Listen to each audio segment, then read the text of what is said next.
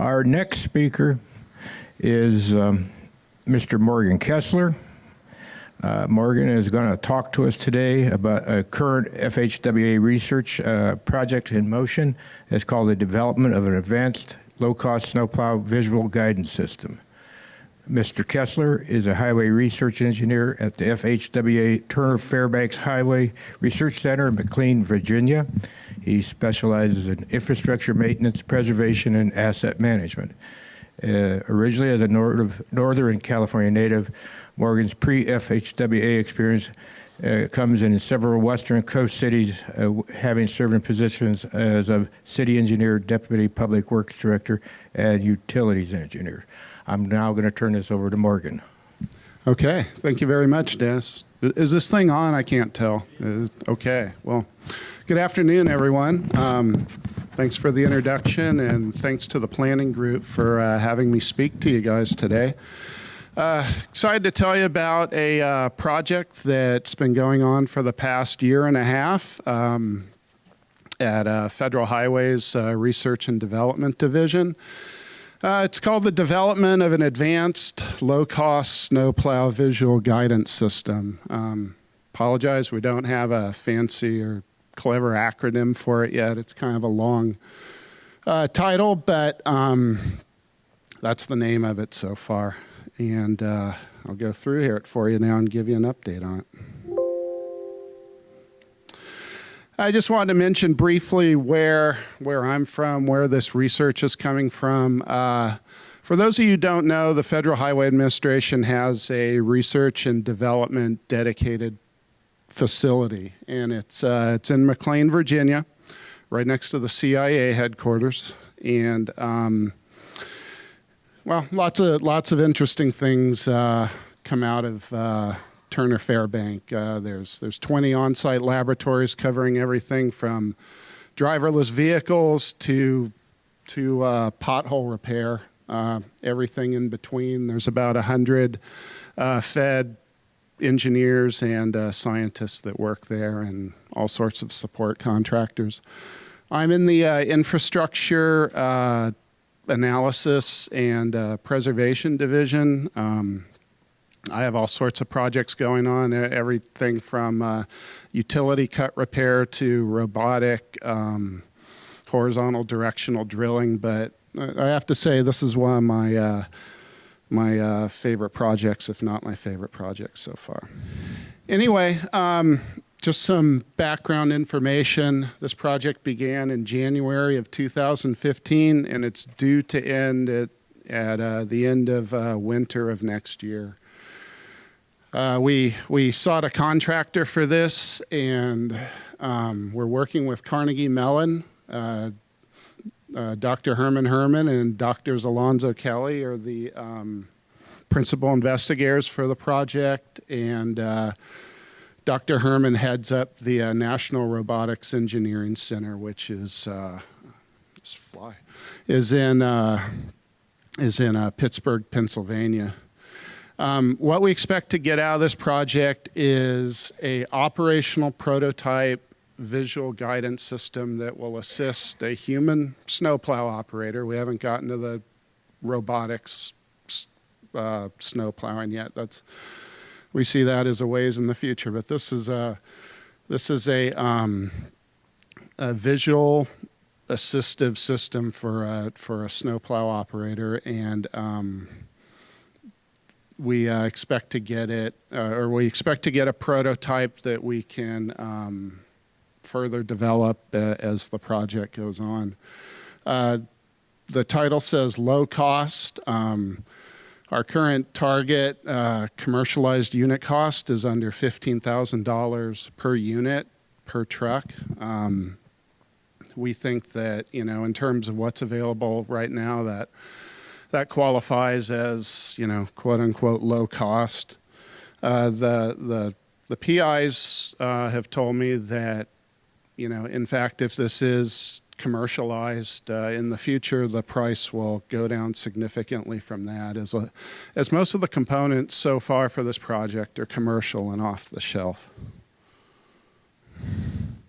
So we framed this project when we kicked it off. We we went through a whole exercise of concept of operations, and we framed it in the sense of identifying some key problems and how we're going to address those key problems. So, we're always concerned about safety.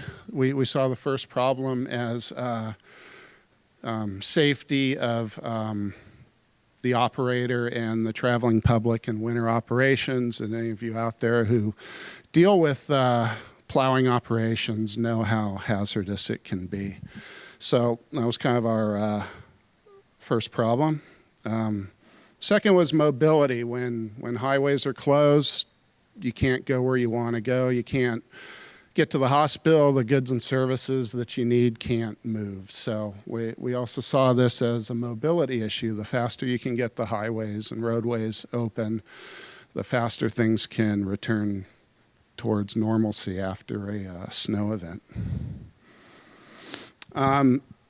A huge constraint for this project is the concept of operation with no GPS signal or a very weak GPS signal.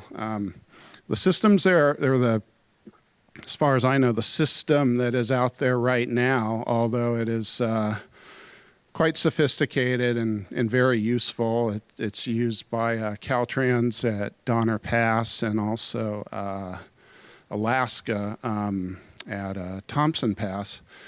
It's a similar operator guidance system where there's a visor that they call a combiner. It flips down and it gives you, it kind of fills in where the road is, where there's hazards, where the lines are on the, where the stripes are on the road and so forth. But it relies heavily on a very expensive GPS technology called RTK, or real-time correction, and it needs a dedicated RTK GPS facility installed so that it operates.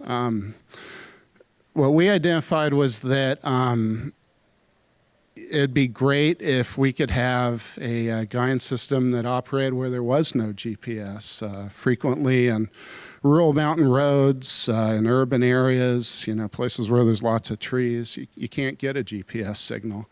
But it's equally important to figure out exactly where you are in those situations. So that was one of our big constraints. The others hit an infrastructure. When you're plowing, there's curbs that are buried, there's railroad crossings, there's construction that went on the season before that the operator may or may not be aware of. And if you hit these, it not only damages the infrastructure, it damages your equipment. And, that's not obviously a good thing. So we need it. When we're going after the system, we wanted to make sure that it can identify, buried hazards in the roadway. Another big one, I'd say the biggest aside from, the GPS thing, is operator acceptance. The keynote speaker this morning had a good point where, with his bulldozer story, where somebody in some office somewhere came up with the spec for a bulldozer and thought it was great. It was the best bulldozer ever for this application. They take it out to the field and nobody likes it. Well, for this project, we identified very early on that the operator has to want to use this. In the past, technology has been a barrier because the perception is that it takes away safety from what the operator is doing. The plow operators have a huge workload. They're in these very intense conditions, zero visibility. They've been working 12 hour shifts or more. Last thing they want is to run a computer, and turn switches on and off. So this technology, we're aiming to make it very, very simple and transparent to the operator. So listed a bunch of problems. What are some of the solutions? The solutions were we're coming up with our real-time navigation in the absence of GPS, and real-time obstacle detection in case there's something buried in the snow. A disabled vehicle is what we think of. And the way we're going about using this is using a visual sensor array that helps the plow see where it is, and hopefully that'll come clear in the next couple slides. But essentially it's using half the graphics in this didn't come through, but it's using a combination of mobile LiDAR, infrared cameras, visual cameras, and inertial guidance to kind of use all these modes and put them together and basically reckon where you are with very high precision. When GPS doesn't work, how do we find out where we are? How do we find out where things are in the roadway? So there's no one technology that would be able to do this. So our approach was to use a whole bunch of different things and pick off in real time, pick off which one of those or which combination of those sensors is giving you the best picture of where you're at and where you're going. Some of these technologies are, we'll still use GPS. We'll still have a GPS antenna because when you have a clear shot at the sky, GPS works pretty well. We're having a LiDAR camera, which is in real time constructing a 3D model and verifying it against a stored 3D model on board the system. Inertial measurement units, which is kind of like how a aircraft finds its way in the absence of GPS. It based on velocity and speed changes and direction changes, it can keep track of that, and through filtering, it can provide you a pretty good idea of where you're at.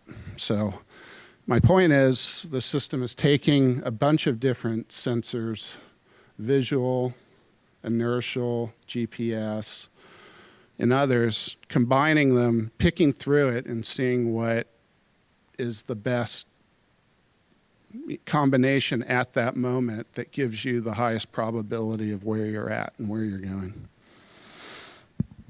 So you may have heard about in other parts of highway construction, maybe with drones and things like that, but presently there's a big push to use 3D models for highway construction, and our system we're developing is going to take advantage of that. The idea how it works is in the summer or whenever things are nice after construction season,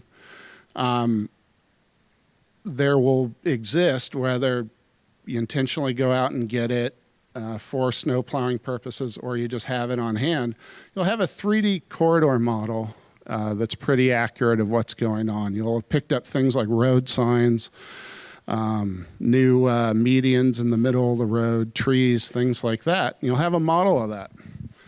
And this snowplow guidance system will have that file of the corridor model on hand at all times, and it'll be constantly comparing information that it's getting through all the sensor modes, comparing it with what it should be seeing at that specific location. Tall objects, low metallic objects, buried obstacles. Yeah. So what's that going to mean to the operator? We said we wanted to keep it simple. We wanted to keep the operator workload low. We wanted to keep the size of the technology and the power consumption to an absolute minimum till you wouldn't even really see it except for perhaps an on-off switch. So the goal of the project is to display an augmented version of what is really going on outside the cab. So what the operator would see is projected onto the windscreen or actually displayed on the windscreen is some color-coded zones showing where lanes are, where obstacles are that have shown up since the 3D model was created, like a disabled vehicle, guardrail, things like that. And the idea is that, this is going to be accurate any way that the operator turns their head, or if you have a tall operator, a short operator, it's all going to look very accurate on the screen. And based on this, even in whiteout conditions, the operator will have a pretty good sense of where the road is and where they need to plow. I'm not going to, come up here and say that this is the most awesome thing ever, and it's not a problem, and we have everything worked out. We don't. We have the positioning worked out without GPS. A bunch of the systems work really well. The current key challenge is how to display this information on the windshield to the driver. What would make things very easy is if the operator was willing to wear one of these visors like a Google Glass or an Oculus Rift or things like that. But, we heard from operators, that's pretty much a non-starter, at least for the generation of operators that are out now. So how do you get this information onto the windshield? There's a few different technologies, and they're just in their infancy as far as commercial availability. The military has a few things, and even they aren't exactly applicable to this project. But we think within a year and a half that some of the windshield display technologies for the automotive industry will have progressed to the point of where it'll be useful for this project. So just going over some of the goals and benefits, safer winter operation for the plow operator and the public. Safety is always our first concern. Quote unquote reasonable cost, $15,000 in terms of a unit price, it is high when you compare it to other equipment for a snowplow. But in terms of what's available right now, it's looking like a pretty good price. That price will go down.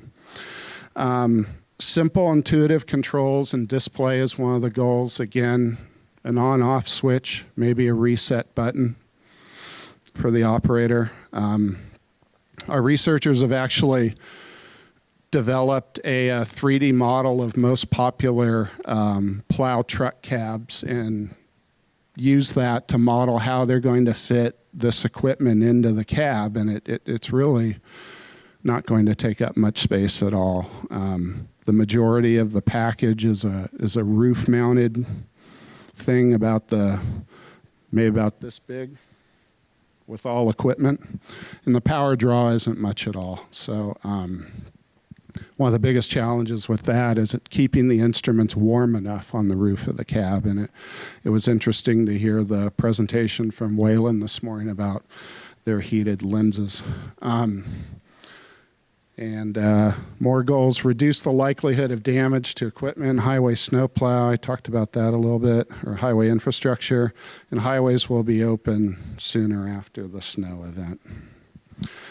So where are we at with this? As of now, physical installation on test vehicle is going on.